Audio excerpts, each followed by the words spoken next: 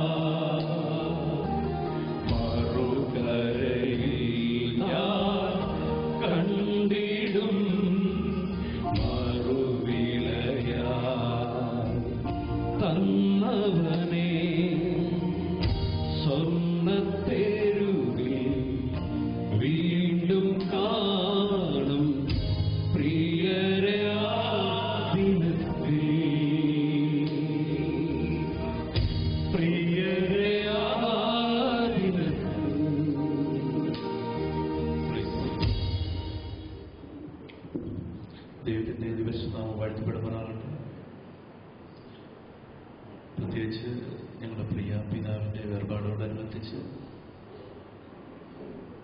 ഞങ്ങൾ അല്പമല്ലാത്ത ഭാരത്തിലായിരിക്കുന്നു. പക്ഷെ ഞങ്ങളുടെ പ്രത്യാശ ഞങ്ങളുടെ പിതാവിനെ വീണ്ടും കാണും. ആ മുറവിളിയും ദുഃഖമില്ലാത്ത രാജ്യത്ത് ഞങ്ങളുടെ മാതാപിതാക്കൾ അനുഭവിച്ച കഷ്ടപ്പാടിൻ്റെയും ബുദ്ധിമുട്ടിൻ്റെയും ഞെരുക്കത്തിൻ്റെയും ആ പ്രതിഫലം ഞങ്ങളിപ്പോൾ അനുഭവിക്കുന്നു. ഇവിടെ ആയിരിക്കുന്ന പല പ്രിയപ്പെട്ടവരും പറഞ്ഞതുപോലെ ഇടക്കമുള്ള കഷ്ടപ്പാടുള്ള പല പാഴ്സനേജുകളിൽ ഞങ്ങൾ ജീവിച്ചു. എന്നാൽ എൻ്റെ പിതാവ് ഞങ്ങളുടെ മുമ്പിൽ ഒരു കർക്കശ ബുദ്ധിക്കാരനായിരുന്നു. ഞങ്ങളെ തെറ്റി കണ്ടാൽ ആ സ്പോട്ടിൽ ഞങ്ങളെ ശിക്ഷിക്കുന്ന പതിവുണ്ടായിരുന്നു. എനിക്ക് പിതാവിൽ നിന്ന് എൻ്റെ പ്രീ ഡിഗ്രി വിദ്യാഭ്യാസം വരെയും അടികിട്ടിയിട്ടുണ്ട്. എന്നെ സത്യത്തിലേക്കും മാറി നല്ല വഴിയിലേക്കും കൊണ്ടുവരാൻ എൻ്റെ പിതാവ്, എൻ്റെ മാതാവും ഞങ്ങൾക്ക് പറഞ്ഞു തന്ന മാതൃകകൾ ഞങ്ങൾ ഇപ്പോൾ പിൻപറ്റി അതിൽ നിന്നും അനുഗ്രഹം പ്രാപിപ്പാനും മറ്റുള്ളവരെ അതിലേക്ക് ഞങ്ങൾ ഈ സത്യത്തിലേക്ക് നയിക്കുവാനും ഞങ്ങളെ ഓരോ കുടുംബത്തെയും ദൈവം സഹായിച്ചുകൊണ്ടിരിക്കുന്നു. ഞങ്ങളുടെ പിതാവിൻ്റെ വേർപാടിൽ ഞങ്ങൾ ദുഃഖത്തിലായിരിക്കുന്നു. നിങ്ങളുടെ പ്രാർത്ഥന ഞങ്ങൾ ചോദിക്കുന്നു. കടന്നു വന്ന എല്ലാ സഹോദരങ്ങളോടും നന്ദി പറയുന്നു. വിശേഷാൽ ദൈവദാസന്മാരോടും ഈ സഭയോടും ഞാൻ എൻ്റെ നന്ദി കടപ്പാടും അറിയിച്ചുകൊണ്ട് എൻ്റെ ചെറിയ വാക്യത്തിൽ നിന്നുകൊള്ളും.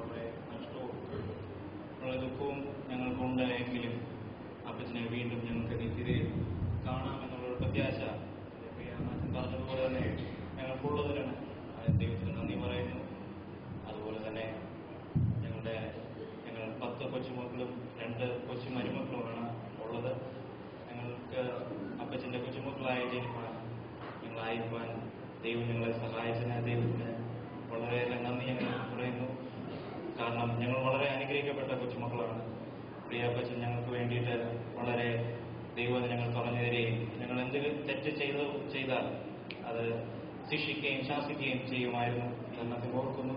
ഞങ്ങൾക്ക് നിത്യതയിൽ കാണാമെന്നുള്ള പ്രത്യാശയെ അപ്പച്ചൻ ഞങ്ങൾക്ക് കാണിച്ചെന്ന മാതൃകയിൽ നിങ്ങൾ പിന്തുടരും. എല്ലാം പേരിലുള്ള ദുഃഖവും അനുശോചനവും ഈ അവസരം അറിയിക്കുന്നു. മാത്രമല്ല, പാസ്റ്റർ എ തോമസ് കുട്ടി നമ്മുടെ കൊട്ടാരക്കര സെന്ററിന്റെ അസോസിയേറ്റ് പാസ്റ്ററാണ്. അദ്ദേഹം കുവൈറ്റിൽ നിന്ന് വിളിച്ച് അദ്ദേഹത്തിന്റെ പേരിലുള്ള കണ്ടോളൻസ് അറിയിക്കണമെന്ന് അറിയിച്ചിട്ടുണ്ട്. മറ്റ് സമയപരിമിതി ഉള്ളതുകൊണ്ട് മറ്റ് പലരുടെയും പേരുകൾ ഇവിടെ അറിയിക്കുന്നു. മോനച്ചൻ തുമ്പമൺ USA നിന്ന് വിളിച്ച് അദ്ദേഹത്തിന്റെ കുടുംബത്തിന്റെയും അനുശോചനം അറിയിക്കുന്നു. ഫിന്നി ഷ്യാമുൽ ഡൽഹി, തോമസ് ജോസഫ് അടൂർ അസോസിയേറ്റ് പാസ്റ്റർ എന്നിവരുടെ പേരിലുള്ള അനുശോചനം ഈ അവസരത്തിൽ അറിയിക്കുന്നു. ദൈവം നിങ്ങളെ ധാരാളമായി അനുഗ്രഹിക്കുന്നു. സമയം ദൈവത്തിൽ നിന്ന് ശുശ്രൂഷിക്കും. കർത്തൃദാസൻ പ്രിയ ജോൺസാന്റെ ഭൗതിക ശരീരത്തിന്റെ മുമ്പിൽ നിൽക്കുമ്പോൾ ചില ഓർമ്മകൾ എന്റെ ജീവിതത്തിൽ കൂടി കടന്നു വരുന്നുണ്ട്. ഞാൻ രക്ഷിക്കപ്പെടുന്നതിന് മുമ്പ് കാണുവാൻ കഴിഞ്ഞിട്ടുള്ള 2-3 ദൈവദാസന്മാരിൽ ഒരാളാണ് pastor CK John. CK John ചായനെയും കാണുവാൻ കഴിഞ്ഞു. ഇത് രണ്ടിലാരെയും മുന്നിൽ കണ്ടെന്ന് തീർത്ത് പറയാൻ വയ്യ. അന്ന് ഞാൻ രക്ഷിക്കപ്പെട്ടിട്ടില്ല. പിന്നെ അറിയാവുന്ന ഒരാള് കർത്താവിന്റെ ദാസൻ ബെഞ്ചമിൻ ചാനാണ്. ഇതുവരെ കേട്ടിട്ടേ ഉണ്ടായിരുന്നുള്ളൂ. ഒരിക്കൽ കാണുവാനിടയായി. ഏറ്റവും അടുത്ത് എനിക്ക് മനസ്സിലാക്കാൻ കഴിഞ്ഞ കലവരം വള്ളക്കടലിൽ ഒരു ചമയച്ചാണ് ഞാൻ അടുക്കൽ താമസിച്ചു. പെന്തിക്കോസിന്റെ അനുഭവത്തിൽ ഞാൻ എത്തപ്പെടാത്ത കാലഘട്ടത്തിൽ ആ ഭാഗങ്ങളിൽ സുവിശേഷമായിട്ട് കടന്നു വരുവാൻ കർത്താവിന്റെ ദാസന് ഇടയായിട്ടുണ്ട് എന്ന് എനിക്ക് മനസ്സിലാക്കാൻ കഴിഞ്ഞിട്ടുണ്ട്. പിന്നീട് ഞാൻ രക്ഷിക്കപ്പെടുകയും ഈ കർത്തൃദാസനോട് ചേർന്ന് വിവിധ സ്ഥലങ്ങളിൽ കർത്താവിന്റെ ബൗദ്ധമായ കാര്യങ്ങൾ ഇടപെടുവാൻ തക്കവണ്ണം കർത്താവ് സഹായിച്ചു. പ്രായമുള്ള സന്ദർഭത്തിൽ തൃക്കണമംഗൽ സഭയുടെ അംഗമായി ഈ പ്രദേശത്ത് വന്നു പാർക്കുവാൻ ദൈവമായ കർത്താവ് അവസരങ്ങൾ നൽകി. കണ്ടിട്ടുള്ളതിൽ വെച്ച് അനുഗ്രഹിക്കപ്പെട്ട ഒരു ദൈവദാസനെന്ന് സന്തോഷത്തോട് പറയുവാൻ എനിക്ക് കഴിയും. ഏവരോടും സ്നേഹത്തോടും സന്തോഷത്തോടും സൗമ്യതയോടും കൂടി കാര്യങ്ങൾ ഇടപെടുകയും സംസാരിക്കുകയും സംസർഗം ചെയ്യുകയും ചെയ്യുന്ന അദ്ദേഹത്തിൽ ഒരു ന്യൂനത എടുത്തു പറയുവാൻ ഇല്ല എന്ന് വേണം പറയുവാൻ. ആ വിധത്തിൽ കർത്താവിന്റെ മഹത്വമേറിയ വേലയോടുള്ള ബന്ധത്തിൽ ആത്മാർത്ഥമായി ശുഷ്കാന്തിയോടെ പ്രവർത്തിച്ച ദൈവഭൃത്യൻ നെല്ലിക്കുന്നം സഭയുടെ ശുശ്രൂഷ നിർവഹിച്ചതിന് ശേഷം അദ്ദേഹത്തിന്റെ ജ്യേഷ്ഠൻ ശുശ്രൂഷ വഹിച്ചിരിക്കുന്ന കാലഘട്ടത്തിൽ അദ്ദേഹത്തിന്റെ ശാരീരിക ബുദ്ധിമുട്ടുകൾ നിമിത്തം ശുശ്രൂഷയിൽ നിന്ന് വിരമിച്ച് ഭവനത്തിൽ വിശ്രമിച്ച് വരികയായിരുന്നു. എന്നിരുന്നാൽ തന്നെയും പ്രത്യാശയ്ക്ക് യാതൊരുമാകുന്ന ഭംഗം വരുത്താതെ ദൈവകൃപയിൽ നിലനിൽക്കുവാൻ കർത്താവ് സഹായിച്ചു. യാതൊരുമാകുന്നതായ പ്രയാസങ്ങളും കൂടാതെ താൻ പ്രിയം വെച്ച കർത്താവിന്റെ സന്നിധിയിലേക്ക് ചേർക്കപ്പെടുവാൻ ഇടയായി എന്നുള്ളതിൽ സന്തോഷമുണ്ട്. ദാനമായി കൊടുത്ത പെൺമക്കളും കുടുംബങ്ങളും അവർ കർത്താവിന്റെ കാര്യങ്ങൾ ഇടപെടുന്ന അനുഗ്രഹിക്കപ്പെട്ട കുടുംബങ്ങൾ എന്ന് പറയുന്നതിൽ സന്തോഷമുണ്ട്. പ്രിയ സാമനെ സംബന്ധിച്ചിടത്തോളം വളരെ അനുഗ്രഹിക്കപ്പെട്ട നിലയിൽ ആത്മാർത്ഥമായി യൗവനക്കാരുടെ ഇടയിലും ഇവിടെയുള്ളതായ സന്ദർഭങ്ങളൊക്കെ പ്രവർത്തിച്ചു വരികയും ഇപ്പോൾ ജോലിയോടുള്ള ബന്ധത്തിൽ ആയിരിക്കുന്ന സന്ദർഭങ്ങളിലും കർത്താവിന്റെ നാമത്തിന്റെ മഹത്വത്തിന് വേണ്ടി അവർ നിലനിൽക്കുന്നു എന്നുള്ളത് സന്തോഷകരമായ അനുഭവമാണ്.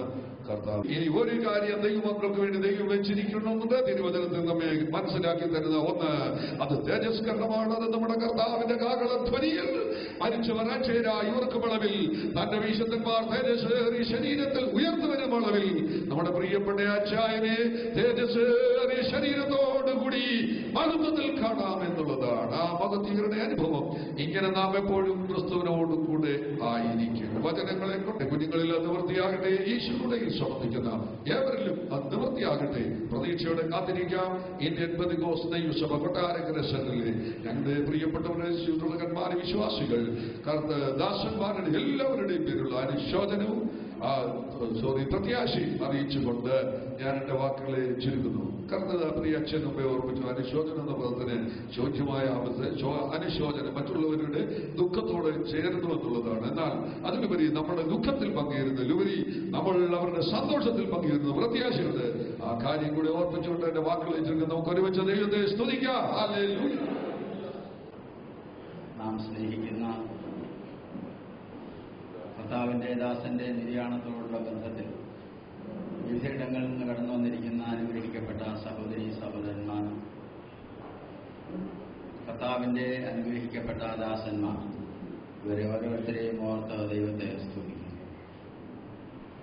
ശുശ്രൂഷകൾ നിർവഹിപ്പാനായി കടന്നു വന്നിരിക്കുന്ന കർത്താവിന്റെ ദാസൻ, അതുപോലെ അധ്യക്ഷനായിരിക്കുന്ന കർത്താവിന്റെ ദാസൻ എന്നിവരെയും ഓർത്ത് പ്രത്യേക ദൈവത്തെ സ്തുതിക്കുന്നു. പ്രിയപ്പെട്ട കർത്തൃദാസനെ സംബന്ധിച്ചിടത്തോളം ദീർഘവർഷങ്ങൾ ദൈവത്തിന്റെ വേലയിൽ ആയിരുന്നു. മുൻപേ പറഞ്ഞതുപോലെ അല്ലെങ്കിൽ നമുക്ക് കിട്ടിയിരിക്കുന്ന ബ്രോഷർ അനുസരിച്ച് 10 വർഷക്കാലം അടൂർ സെന്ററിൽ അദ്ദേഹം ശുശ്രൂഷിച്ചിട്ടുണ്ട്. 10 സഭകളിൽ 10 സഭകളിൽ അദ്ദേഹം ബുദ്ധിമുട്ടുകൾ കൊണ്ടാണ് നമ്മളൊക്കെ ഇന്ന് ഞാൻ ഉൾപ്പെടെ, എൻ്റെ പിതാവ് ഒരു കർത്തൃദാസനായിരുന്നതുകൊണ്ട് ഞാൻ പറയുകയാണ്, ഞാൻ ഉൾപ്പെടെ അനുഭവിക്കുന്ന നന്മകൾ. ഈ പ്രിയപ്പെട്ടവരാരും ഇന്ന് വളരെ ബുദ്ധിമുട്ടിലല്ല, പക്ഷെ അവർ ജനിച്ചതൊക്കെ വളരെ ബുദ്ധിമുട്ടിന്റെ വളരെ പ്രതികൂല സാഹചര്യങ്ങളൊക്കെ ഉണ്ടായിട്ടുള്ള പോലും കുഞ്ഞുങ്ങളുടെ കാര്യത്തിലൊക്കെ ഓർമ്മ വരുമ്പോൾ അദ്ദേഹത്തിന്റെ മനസ്സിൽ വേദനയുണ്ടായിരുന്നു എന്നുള്ളത് പുറത്ത് കാണിക്കാതെ, അതാണ് വിശുദ്ധ വേദപുസ്തകത്തിൽ നമ്മെ വിളിക്കുമ്പോൾ നമുക്ക് തന്ന വാഗ്ദത്തം. ഞാൻ പലയിടത്തും പറയാറുള്ളതാണ്, എന്റെ പക്കൽ ധനവും മാനവും പുരാതന സമ്പത്തും നീതിയുമുണ്ട് എന്ന സത്യം ഞാൻ പറയട്ടെ. നാം എല്ലാവരും ഇതൊക്കെ പറഞ്ഞു തീരുമ്പോഴും ഓർക്കണം, ഇമ്പങ്ങളുടെ പ്രതീക്ഷയിൽ നമുക്ക് അദ്ദേഹത്തെ കാണാമെന്നും വെയിലൊരു തീരത്ത് നമുക്ക് കാണുമെന്നും ഒക്കെ പറയുമ്പോൾ ഇവിടെ ഇരിക്കുന്ന നാം ഓരോരുത്തരും ഓർക്കണം, ജീവിച്ചെങ്കിൽ മാത്രമേ സ്വർഗത്തിൽ പോകൂ. ജീവിക്കാത്ത ഒരാൾക്കും, ഞാൻ പറഞ്ഞ ദൈവവചനപ്രകാരം ജീവിക്കാത്ത ഒരാൾക്കും സ്വർഗത്തിലെത്തുവാൻ കഴിയില്ല. കർത്താവായ യേശുക്രിസ്തുവിനെ സ്വന്തം രക്ഷിതാവായി അംഗീകരിച്ച് വിശുദ്ധ ജീവിതം ചെയ്ത് മുൻപോട്ട് പോകുന്ന ഒരാൾക്ക് മാത്രമേ കഷ്ടതയും പ്രയാസവും നമ്മുടെ ജീവിതത്തിൽ ഉണ്ടാകാമെങ്കിലും അതെല്ലാം മാറ്റി നമ്മെ നല്ല ഒരു അന്ത്യത്തിലേക്ക് നടത്തുവാൻ കഴിയുന്ന, കുഞ്ഞുങ്ങളുടെയൊക്കെ സാമാന്യ നല്ല കാര്യങ്ങൾ കണ്ട് അദ്ദേഹത്തിന് ലോകത്തിൽ മാറ്റപ്പെടുവാൻ കഴിഞ്ഞു.